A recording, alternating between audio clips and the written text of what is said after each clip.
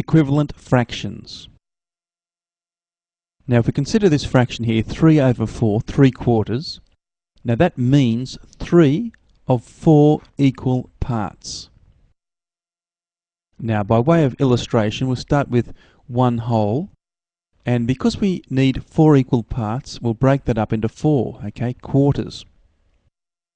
Now 3 on 4, 3/4, means that we'll shade in 3 of the 4. So that is 3/4 there. Now the 3, the top number, is known as the numerator, and the 4, the bottom number, is known as the denominator.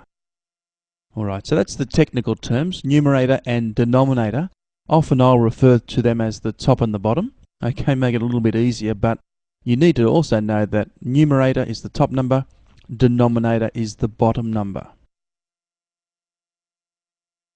Okay, let's consider 1/2, okay, using a diagram.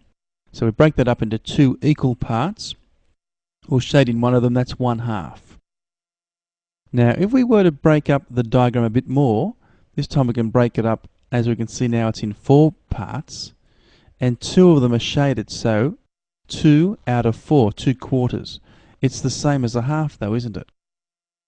What if we were to break it up as such? Now there's 6 parts there, 3 are shaded, so it's the same as 3 out of 6, 3/6. If we were to break that up into 8 parts, we can count that there are 4 shaded, so it's the same as 4 over 8. We can break it down into 10 parts, and 5 are shaded, so 5 out of 10. Now we can continue on this whole idea. Okay, even if we break it down to 100 parts there. Alright, now if we were to count them all up, you'll find that 50 are shaded. So it's the same as 50 out of 100.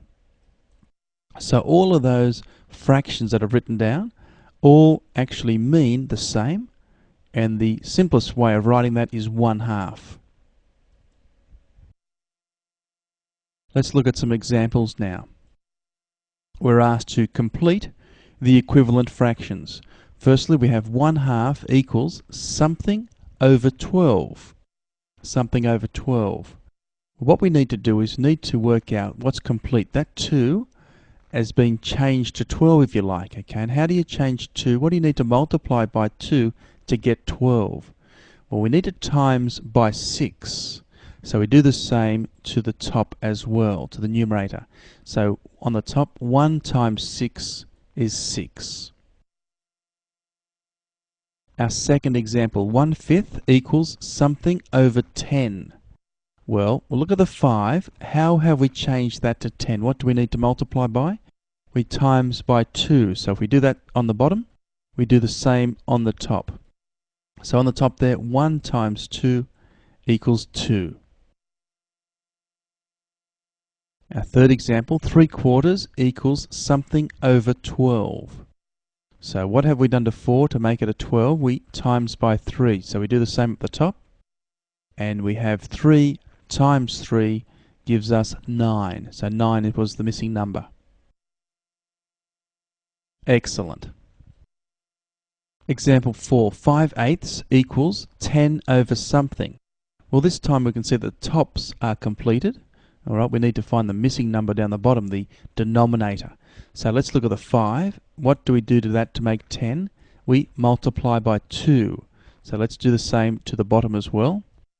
And 8 times 2 equals 16. Question 5. 3/4 equals 27 over something. Well, on the top, the 3, to make it 27, we need to multiply by 9. So we do the same down below. And 4 times 9 equals 36. Excellent. Well, that concludes this